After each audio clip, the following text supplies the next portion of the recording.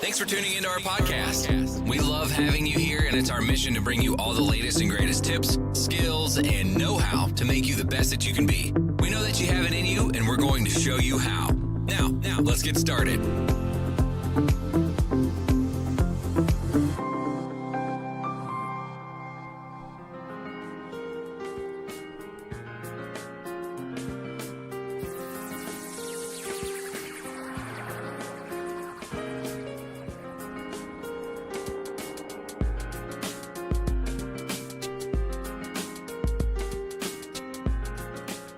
Well, hi again, everybody, and welcome back to Anti-Bullying 101. These podcasts are designed to create awareness about the bullying epidemic and provide teachers, administrators, parents, and even students information about the dangers of bullying and why we have to take a comprehensive approach when dealing with the problem. My name is Jim Burns. I'm your host for the show. I'm a retired high school administrator with over 40 years of experience in education. Currently, I'm a college instructor, and I've designed the Bully-Proof Classroom, a graduate course that provides my students with permanent help, not temporary relief, as we battle the bullying epidemic. Today, we're going to be continuing in our series, Everyday Strategies. And these strategies give you things that you can do every single day that are going to help improve you, it's going to help improve your students, and it will make both of you absolutely become your personal best.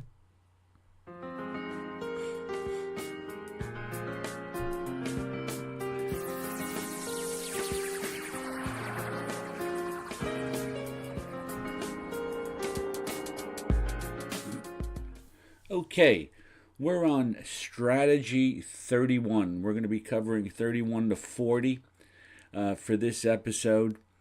This strategy is do what you're told when you're told to do it with a good attitude. Now, you might think this is something that you have to make sure your kids do, but in reality, we all have to do it. So if your supervisor gives you a directive, either verbally or in memo form, do yourself a favor and just do it. It doesn't matter if you agree. You know, that's the whole problem. People think because they disagree with something, they don't have to cooperate. Your principal will pick up on your negative attitude, and, sometimes your half-hearted efforts are going to go, they're going to be noticed, and you're going to have a problem. You want to be someone your principal feels comfortable giving directives to. If you're non-tenured, you definitely, you can't show any indication that you're unhappy with the directive. Even if you're tenured, you can't have an attitude that you're above being told by your boss what to do. Now, if the directive violates your collective bargaining agreement, speak with a union representative, but do so while you're still following orders. Don't take a chance and be cited for insubordination. There's no guarantee that if a reprimand is placed in your file that it will be removed, even if you win your grievance. So, strategy 31, please cooperate even though you might disagree, and do what you're told when you're told to do it. It sounds like it's for kids, I know, but the bottom line is cooperation in the workforce, in a school, in a company, in a corporation, all make life a lot easier for everybody. Number 32. Sometimes you have a bad day. You know what? It doesn't make you a bad person or a bad teacher. Sometimes you can just do your best and still can't make any academic progress with a few students. In addition, no matter what discipline technique you try, your students are still out of control. Hey, don't get down on yourself. Quite frankly, it won't help. Accept where you're at. Move on to another day. Don't lose sleep over it. Make sure you go home. You enjoy your life with your loved ones. And put it out of your mind. When you go back in, that job is going to be there. And you know what? That job, that building, that school, wherever you're at, is going to run with you or run without you.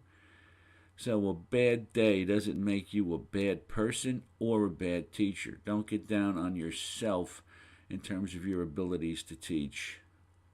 Strategy 33.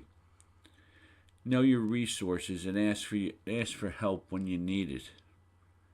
Sometimes we can feel insecure about our performance as a teacher. But at the same time, it may be hard for you to admit when you're having a hard time with a parent and sometimes a student or other teachers. You could get really worried that someone will view you as incompetent. And this may prevent you from asking for help or just admitting that you don't have the answer to a pressing problem that you're experiencing. The art of understanding your resources and using them, when necessary, will help relieve the pressure that builds during trying times. You got to know your resources. You got to know who to go to. You got to know who you can trust. And if you happen to be a teacher that hasn't been around for a while, these resources may seem like they're just not available to you. They are, and people will help, and you just have to ask. You should use your resources within the school, such as guidance, administration, the child study team, and definitely use other teachers to help provide answers and insights that can help.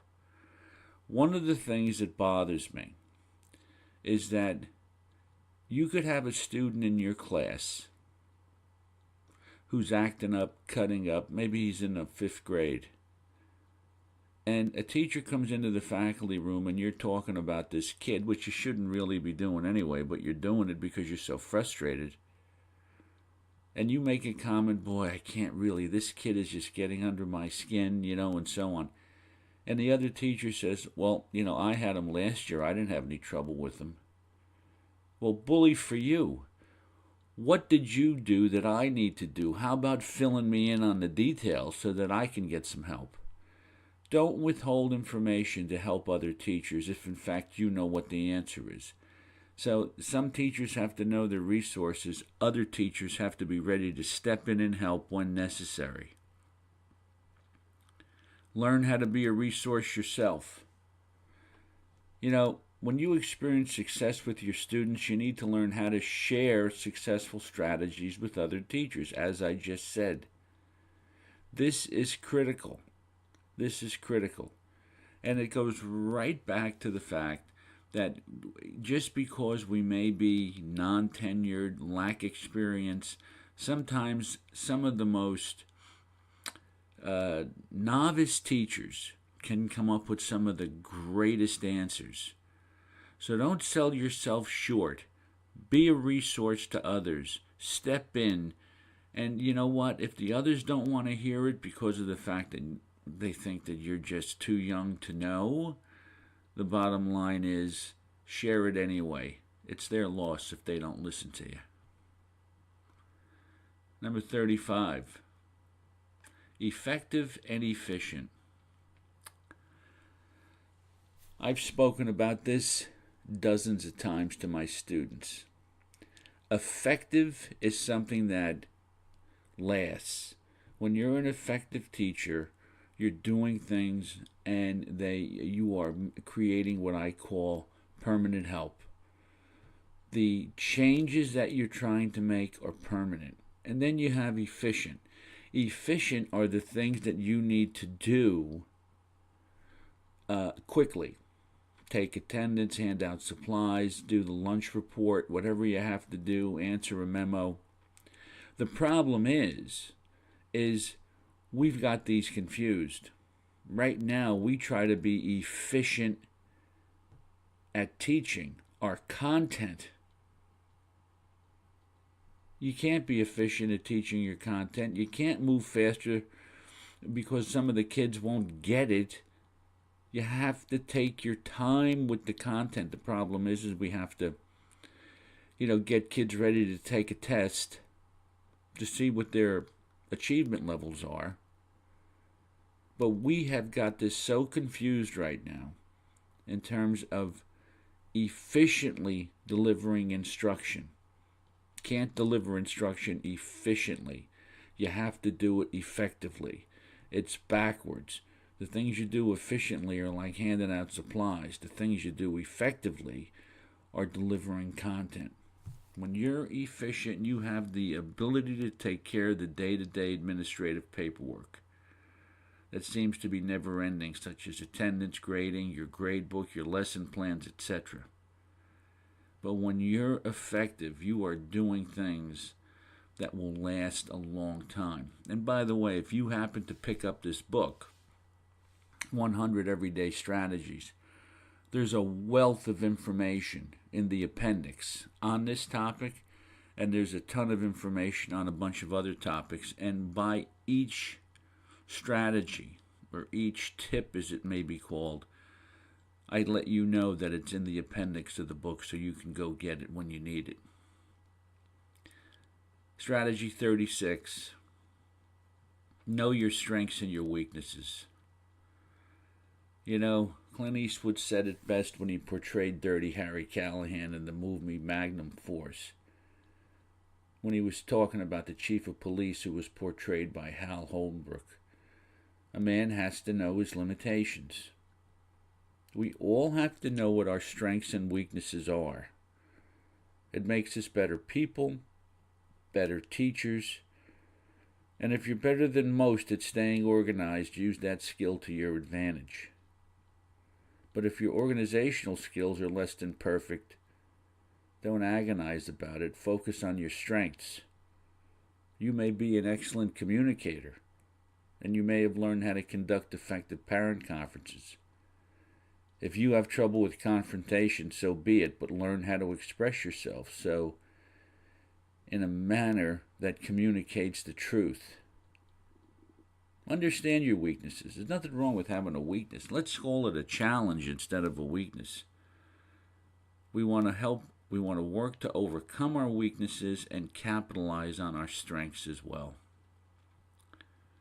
Number 37, be a team player. Sometimes. It's always good to pitch in and help when needed. Teachers are always asked to volunteer, to supervise after-school activities and special events that may occur during non-working hours. If you're going to volunteer for an activity, do it with a good attitude and be done with it.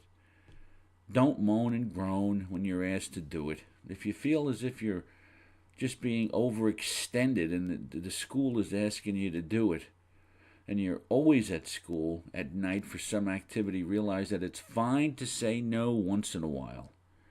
In doing this, you'll participate more willingly and won't feel as if you're being taken advantage of. So balance that out a little bit. Definitely be a team player, but always realize that if they're always asking you, that there may be other people that they could ask as well. 38. Give 100% to your family first, and then give 100% to your job. Understand, and I've said it before, that building that you're working in, that school, can run with you or run without you. When your day is over, do yourself and your family a favor. Leave school physically and emotionally. This may take some practice, but don't play teacher at home. When you enter your house, drop the teaching role and be a wife or a husband or a mom or a dad. You have an inner personality. It's different than your teaching attitude, and your role at home is different than your role at school. So let's not try to confuse the two. Don't assume that your family wants to hear about your victories in the classroom every day, or about how you handled some disrespectful student. It's fine. You can discuss it with your spouse or whoever's there, but to make the center of conversation on a daily basis, making this the center of conversation can cause your family to feel unappreciated and at times emotionally ignored. Number 39. Learn the techniques for conducting effective parent-teacher conferences. You have two of them. One is a planned conference, one is an unplanned conference. In the book, I give you step-by-step guidelines on how to do this. Unplanned conferences are the ones where a parent their kid had a problem with you the day before, or it may have been that afternoon or that day, and they find themselves in your classroom either after school or first thing in the morning, and you're stuck with them there alone without help. I provide you with the techniques for doing this. Matter of fact, this is probably a full podcast on how to conduct effective parent-teacher conferences. What you want to do in that situation when you're stuck alone with an irate parent is buy time. You want to buy time so that you can reschedule that meeting and have it when you have an administrator or a guidance counselor present. That's the trick. And that's what I share with you in the appendix of this book. I try to encourage teachers not to feel intimidated by these parents, and I give them techniques to do it. It takes some practice, it takes time, it may even take a little role playing. The planned conferences are handled very similarly, but at least those you know are coming. Either a back-to-school night or a progress conference that may be held sometime in November or something like that. But this is almost a full podcast right here, dealing with parent-teacher conferences and dealing with angry and irate parents. The trick with angry and irate parents is to, when they come in and they want you and they want your head, what you have to do is you have to buy time until you can get somebody present, and I teach you how to do that. It's in this book, and I can I may do another podcast on it. Number 40, take initiative. Taking initiative doesn't mean you're being pushy, obnoxious, or aggressive. It does mean that you're recognizing your responsibility to make things happen. Too often we can wait around in difficult situations for something to happen. They expect the students, administration, parents, or even other teachers to change before they change themselves. Teachers who take initiative acknowledge the reality of low test scores, discipline problems, or poor administrative support, and then take individual responsibility for the problem. They don't blame themselves for the problem. Rather, they ask how I can, as an individual, help improve the circumstances that are plaguing my classroom or the school in general. In other words, you're stepping up and you're saying, I got to take care of this. You're not blaming everyone else because you're responsible for this as much as anybody else.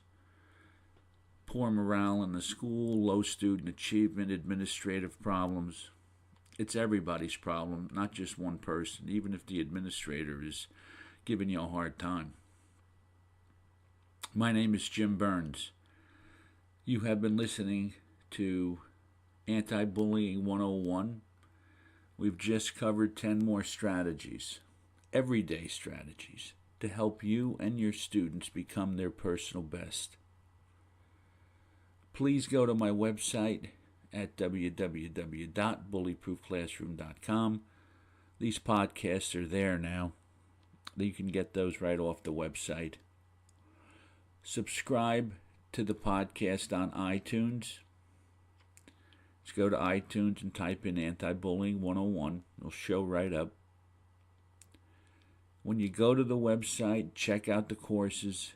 Matter of fact, this one course that's there is Dealing with Angry and Irate Parents.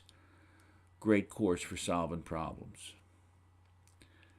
Check out the courses. Check out the products that are in the store. Read the articles. You'll love it. You will love this website. It will give you so much information you won't know what to do with it. Once again, my name is Jim Burns. You have been listening to Anti-Bullying 101.